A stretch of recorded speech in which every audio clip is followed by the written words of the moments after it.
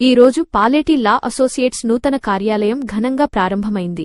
రాష్ట్రంలోని పేదలు, ముఖ్యంగా దళిత వర్గాల సంక్షేమం కోసం నిరంతరం కృషి చేసే పాలేటి మహేశ్వరరావు సోదరుల ఆధ్వర్యంలో ఈ కార్యాలయాన్ని ప్రారంభించారు. ఏప్రిల్ 24, 2026వ తేదీన జరిగిన ఈ ప్రారంభోత్సవ కార్యక్రమానికి తోటి న్యాయవాదులు, పెద్దలు మరియు పాలేటి అభిమానులు వందల సంఖ్యలో తరలివచ్చి కార్యక్రమాన్ని విజయవంతం చేశారు. ఈ సందర్భంగా మహేశ్వరరావు మాట్లాడుతూ, తాము నిరంతరం పేదల పక్షాన నిలబడతామని, ముఖ్యంగా వెనుకబడిన దళిత వర్గాల అభివృద్ధి కోసం అహర్నిశలు పాటుపడతామని స్పష్టం చేశారు.